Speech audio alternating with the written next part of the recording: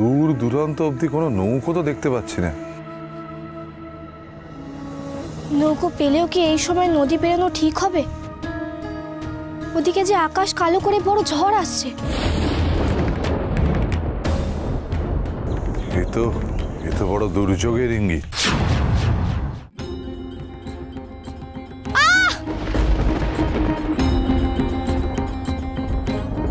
দিদি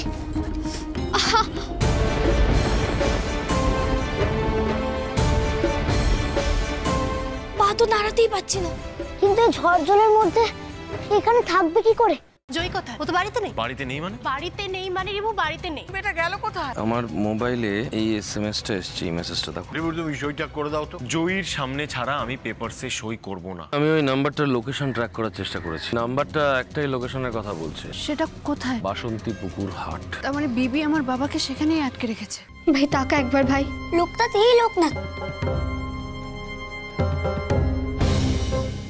ও কোথায়? উনি বুঝি তোর চেনা কেউ? খুব আপন মনে হলো, ঠিক যেন আমার মায়ের মতন। তুই জ্ঞান হারাতে তো উনি চলে গেলেন। আমাকে জানতেই হবে উনিকে। লোকটা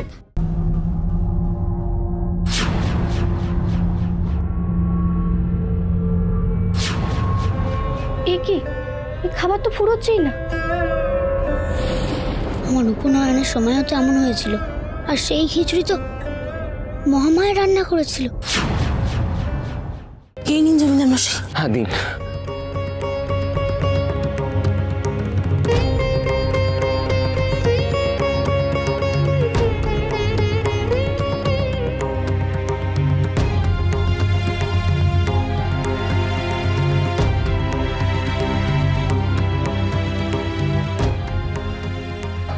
বৌঠান একটু সাহায্য করুন।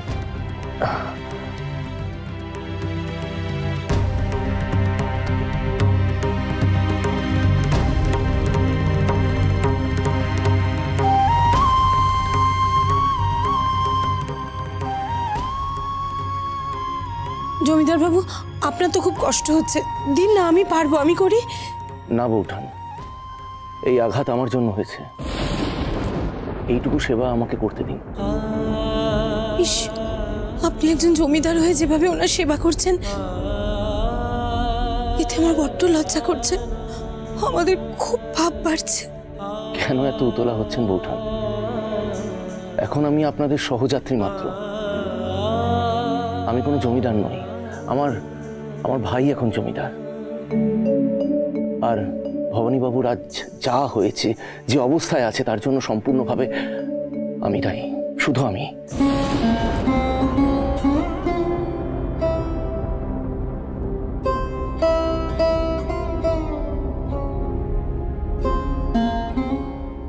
বৌঠান, এই গরম জলে ক্ষত মুছিও তো কোনো লাভ হলো না, আরো দুর্বল হয়ে পড়ছেন উনি। জ্বর তো কমছে না জমিদার মশাই। মাগো, তুমি রক্ষা করো। পথ ঘাটে তুমি কোন বিপদে ফেললে আমাদের, কোন বিপদে ফেললে। মাঝি, নৌকো ছাড়তে হবে, এক্ষুনি ওনাকে নিয়ে বড় কবরেজের কাছে যেতে হবে। চলুন। ঝড় থামলেও আকাশে এখনো ঘন কালো মেঘ রয়েছে জমিদার বাবু। আবার যদি ঝড় ওঠে তবে তবে এই অসুস্থ মানুষটাকে নিয়ে যে আরো বিপদে পড়বেন।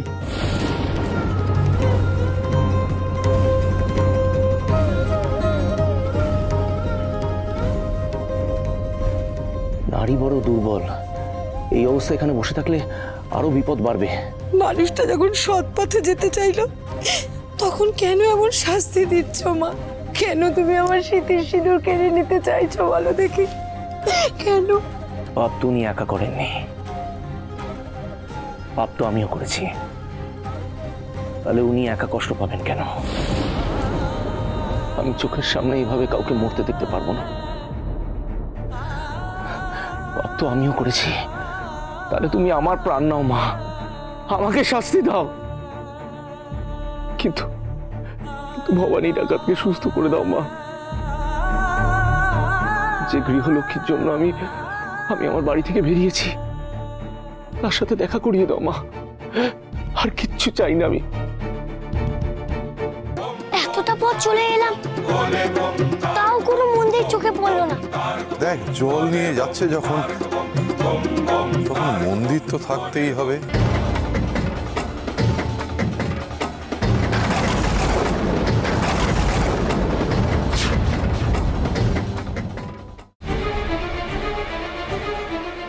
ডিভোর্স পেপারে সাইন করে আমি তোমায় মুক্তি দিলাম।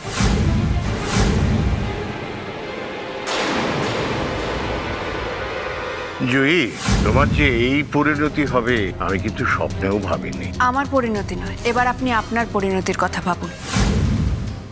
কোনো বিশেষ কারণে কি আপনি বিচলিত হয়ে আছেন? যদি তেমনটা হয়ে থাকে তাহলে আমাকে বলতে পারেন, আমি চেষ্টা করব তার সমাধান করতে। বাড়ির সকলকে বৈঠকখানায় উপস্থিত হতে বলো, আমার কিছু বলার আছে। শুধুমাত্র গান শুনে সবাই ছোট বৌমার ধন্য ধন্য করবে।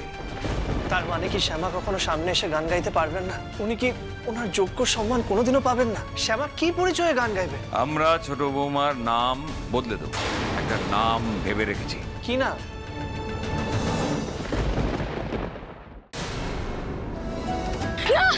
আমি তাকে কিছুতেই ডুবে যেতে দেবো না। তুমি সকলকে প্রণাম করলে, তোমার মাকেও একবার প্রণাম করে এসো। আমায় ছাড়া যখন তোমার থাকতে কষ্ট হয় না, আমি কেন কষ্ট পাবো তোমার জন্য? তুই শুধু আমাকে একটাবার বেরোতে দে বোন, আমার যে খুব দরকার। তুমি আর কথা বলো না অনন্ত দাদা, তাড়াতাড়ি পালাও। হ্যাঁ সুভাষ, আর আমি তোমাকে আশীর্বাদ করি যেভাবে তুমি আমার প্রাণ বাঁচিয়েছো, ভবিষ্যতে যেন ওই দেশবাসীর সবার প্রাণ বাঁচাও তুমি। আসি শরৎ।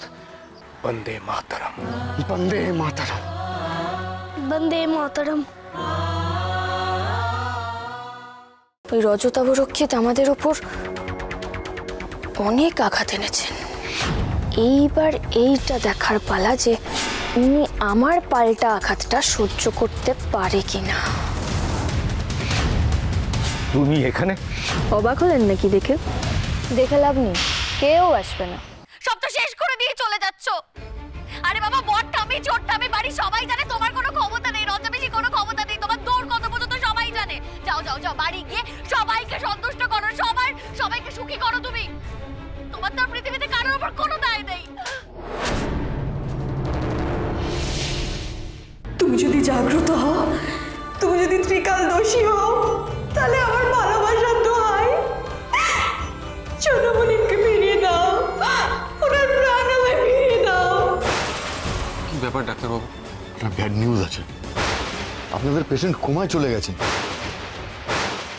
অহনা কিন্তু তো সবটা জেনে তোকে পছন্দ করেছে। আমাদের সবারও অহনাকে পছন্দ, তাই আমরা সিদ্ধান্ত নিয়েছি তোর আর অহনার বিয়ে দেব। এই মেয়ে, কোথায় আছিস তুই? কি চাই তোর? ডাক্তারের সঙ্গে দেখা করব।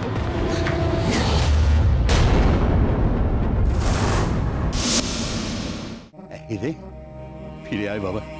মেয়েটা দেখ, এই সামনেই দাঁড়িয়ে আছে, তার চোখে জল। তুই ওর জল মুছে দিবি না? না মানে? না মানে আমি দীপিকাকে ভালোবাসি। কোনো বিশেষ কারণে কি আপনি বিচলিত হয়ে আছেন? যদি তেমনটা হয়ে থাকে তাহলে আমাকে বলতে পারেন, আমি চেষ্টা করব তার সমাধান করতে। বাড়ির সকলকে বৈঠকখানায় উপস্থিত হতে বলো, আমার কিছু বলার আছে।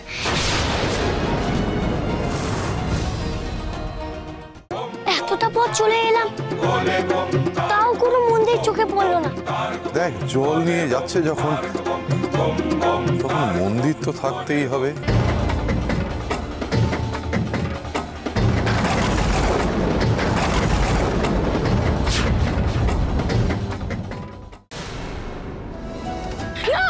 আমি তাকে কিছুতেই ডুবে যেতে দেবো না। তুমি সকলকে প্রণাম করলে, তোমার মাকেও একবার প্রণাম করে এসো। আমায় ছাড়া যখন তোমার থাকতে কষ্ট হয় না, আমি কেন কষ্ট পাবো তোমার জন্য? তুই শুধু আমাকে একটাবার বেরোতে দে বোন, আমার যে খুব দরকার। তুমি আর কথা বলো না অনন্ত দাদা, তাড়াতাড়ি পালাও। হ্যাঁ সুভাষ, আর আমি তোমাকে আশীর্বাদ করি যেভাবে তুমি আমার প্রাণ বাঁচিয়েছো, ভবিষ্যতে যেন ওই দেশবাসীর সবার প্রাণ বাঁচাও তুমি। আসি শরৎ। বন্দে মাতরম, বন্দে মাতরম, বন্দে মাতরম। সব তো শেষ করে দিয়ে চলে যাচ্ছ। আরে বাবা, বড়টা আমি, আমি চোরটা আমি বাড়ি সবাই জানে তোমার কোনো